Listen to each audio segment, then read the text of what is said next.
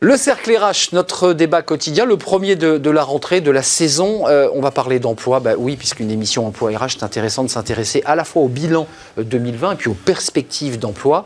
Verre à moitié vide, verre à moitié plein.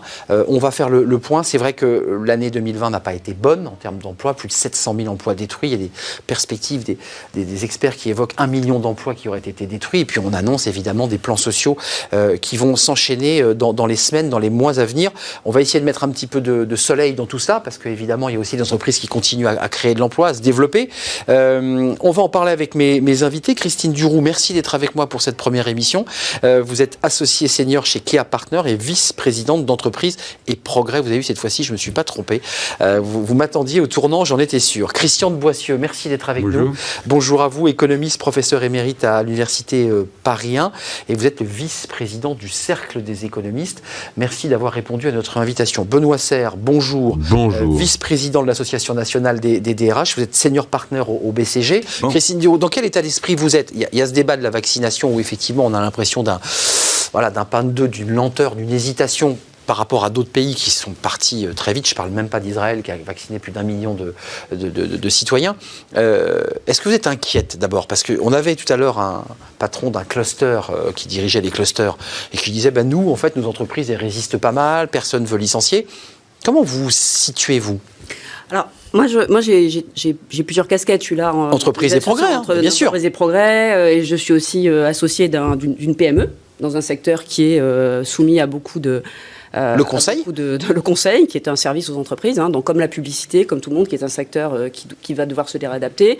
Et puis je suis consultante. Donc deux choses. Moi, je suis effectivement, j'étais très optimiste à la rentrée. Parce qu'on voyait le bout. Rentrée de septembre. Très bien à la rentrée de septembre. Ouais, d'accord. Parce qu'effectivement, on voyait très bien la sortie et que, comme le disaient mes collègues du plateau, la planification, l'anticipation est quand même clé pour pouvoir à nouveau respirer. Logique. Il y a à nouveau des projets qui ont été lancés et on voyait très bien qu'en septembre-octobre, les projets ont été relancés. Là, aujourd'hui, la question des projets de transformation.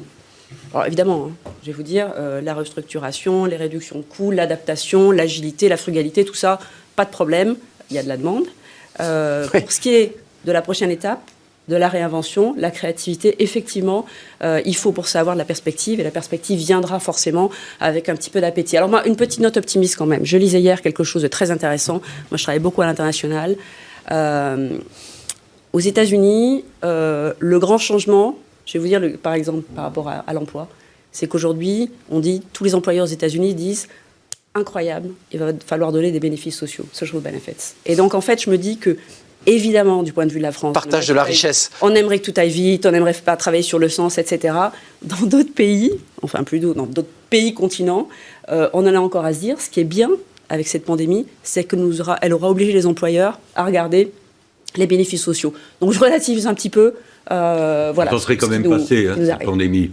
On s'en serait passé. Alors vous pouvez toujours dire à quelque chose malheureux. Ouais, c'est ça, c'est ce que j'allais dire. Mais très franchement, je vous rappelle quand même que le rapport Nota-Sénard, il est sorti avant la pandémie. Oui. Donc on a commencé à se poser des problèmes d'élargissement de la mission de l'entreprise, de l'équilibre entre les différentes parties prenantes avant. Alors si un des effets latéraux de la pandémie, c'est d'accélérer cette prise de conscience, le prix à payer est quand même un peu cher. Alors, je ne sais pas le prix à payer, mais en tout cas, c'est une des conséquences très positives. Ouais.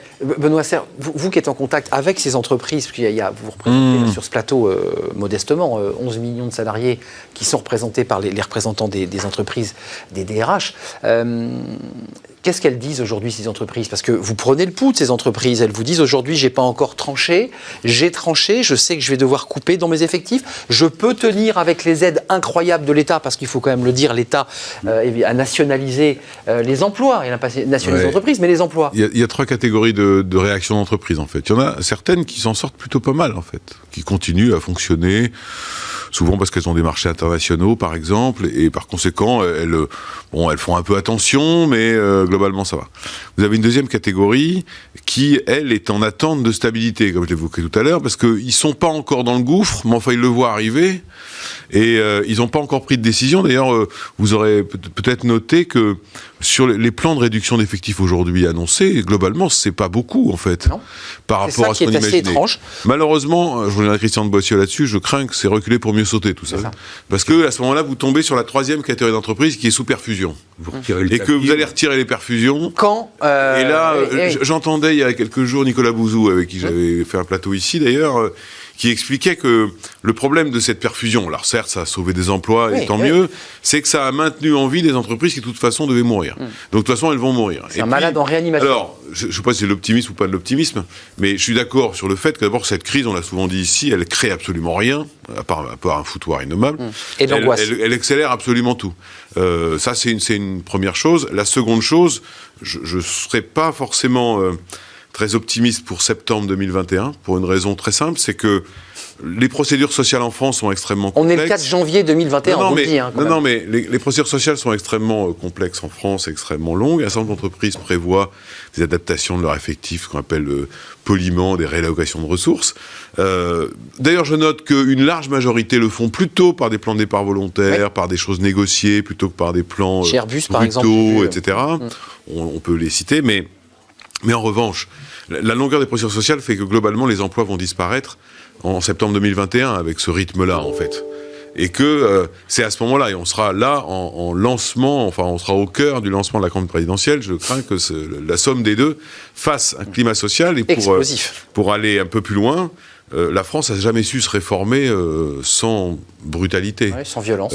Et que là, on arrive peut-être sur un terrain qui va être un petit peu plus compliqué. On quitte les DRH pour s'intéresser effectivement aux enjeux politiques qui nous attendent. C'est une des raisons pour lesquelles beaucoup de DRH recourent à des procédures négociées, parce qu'on essaye de repousser le moment où la tension sociale va devenir absolument ingérable. Mais pour se sortir de cela, il n'y a pas que l'État qu'on peut accuser de tout, il n'y a pas que les entreprises qu'on peut pointer du doigt, il y a aussi les partenaires sociaux qui doivent jouer un rôle important. Je vous attendais. Et quand j'entends, il y a quelques jours encore, ou dans le journal du dimanche, annoncer déjà des manifs, des grèves et des machins, je ne suis pas certain que tout le monde soit prêt au monde d'après et qu'on essaye surtout de rester dans le monde d'avant. Mais Christine Duroux et Christian de Boissieu, est-ce que vous, qui êtes observateur de fenêtres finalement différentes, vous êtes dans le sentiment d'abord de cette lenteur, d'une déliquescence lente, parce que les médias, les réseaux sociaux poussent une information chaque jour, on aimerait savoir ce qui se passe.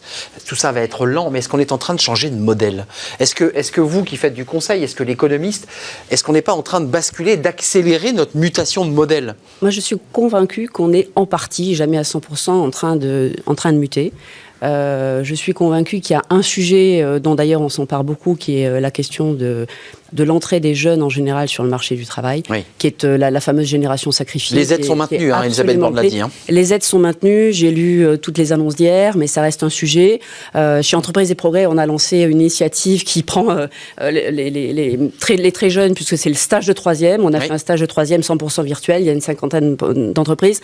Il peut y avoir un rejet de l'entreprise à l'occasion de cette crise, il peut y avoir une question de sens, il peut y avoir le choix d'un désengagement assez fort. Et en fait, moi, c'est ce qui m'inquiète. C'est ce qui m'inquiète le plus. C'est, certes, les mouvements sociaux, on en a de toute façon, on en a eu l'an dernier, on a eu les gilets jaunes, on a eu qui viennent se surajouter évidemment à la crise du Covid. Ça fait 2 ans et demi que ça dure. Il se rajoute, ça fait 2 ans et demi. Gilets jaunes, loi travail. Si on voit le verre à moitié plein, on se dit que ça va peut-être faire que la prochaine fois, on va vraiment passer un certain nombre de choses. Vous êtes optimiste aujourd'hui sur ce plateau. En fait, de toute façon, moi, je suis chef d'entreprise. Donc pas le choix. Ouais, il faut être optimiste. Sinon, je mets la clé sous la porte et je fais ma boîte. Moi, je suis pas chef d'entreprise, mais contrairement à ce que vous pensez, je reste optimiste, ou plutôt je reste volontariste. Volontariste. C'est pas tout à fait la même chose. On s'engage et on avance, quoi. Et si vous permettez, pour rebondir sur ce que vient de dire Christine, moi, en tant que prof d'université, je suis directement confronté aux perspectives d'emploi des gens qui sont en face de moi à l'université, et donc je suis inquiet. Excusez-moi, Christine Duroux, je vous fais sortir de votre champ de compétences, mais il y a un vrai débat sur on paye ou on paye pas. Il y a des entreprises, des restaurateurs qui disent aujourd'hui, moi, le prêt garanti de l'État, je ne peux pas le payer. C'est-à-dire que dans 3 mois, on me demande ma première mensualité, je ne pourrais pas la payer. On l'entend tous les jours. L'URSSAF a levé le pied. L'URSSAF a dit, bon, on ne va pas commencer à chasser les mauvais payeurs, mais on va attaquer là au trimestre. Et ils disent, on ne pourra pas payer. C'est-à-dire qu'à un moment donné, il y a une ardoise à régler quand même. Qui la paiera ? Les entreprises, on va augmenter les impôts sur les sociétés, mais comment on fait ? Non, mais tout le monde, aucun impôt augmente. Un peu tout le monde. Un peu tout le monde. Un peu tout le monde. Un peu tout le monde. Un peu tout le monde paiera. Tout le monde paiera.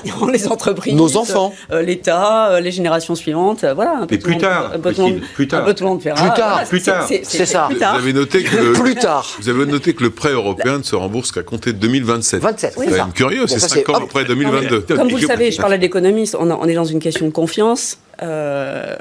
La volontarisme, c'est aussi parier sur la confiance, parce que le jour où il n'y a plus de confiance, je pense que tout ça s'effondre. Donc moi, je suis confiante. Mais excusez-moi, Christine, juste une parenthèse. Le volontarisme, c'est d'abord créer la confiance. Oui. C'est pas uniquement jouer. La confiance est avant. C'est la produire. Et c'est pas évident aujourd'hui. Non, c'est pas évident. Mais Christian Brault et Benoît Serre. Moi, je voulais pour terminer justement sur la question des générations. Je porte la casquette ce matin de l'optimisme, de la volontarisme, donc je vais continuer. Bien, c'est bien. La question des plus de 55 ou des plus de 60. Non, mais je plaisantais. Mais la question des plus de 55 ou 60, elle est pas nouvelle. Elle est pas nouvelle. Il y a deux sujets. C'est un vieux sujet, etc. Ce qui se passe en ce moment pour amener de positif, je pense, c'est que nous, ce qu'on constate, c'est qu'il y a un besoin, quand même, justement pour les jeunes qui vont entrer dans l'entreprise, d'apprendre les codes, d'être managés. À distance, on a beaucoup de mal. Et cette question-là, elle devrait être portée par des générations forcément plus âgées qui devront entrer en les tuteurs, oui. Je pense qu'il peut y avoir aussi, une prise de conscience, voire même un investissement, et en même temps, une prise de conscience et un investissement sur ces générations-là qui portent l'histoire et qui transmettent. Vous avez raison, pour finir sur une note optimiste, au moins cette crise a révélé, contrairement à ce que certains théoriciens du management un peu bizarres affirmaient depuis quelques années, que le management de proximité est absolument fondamental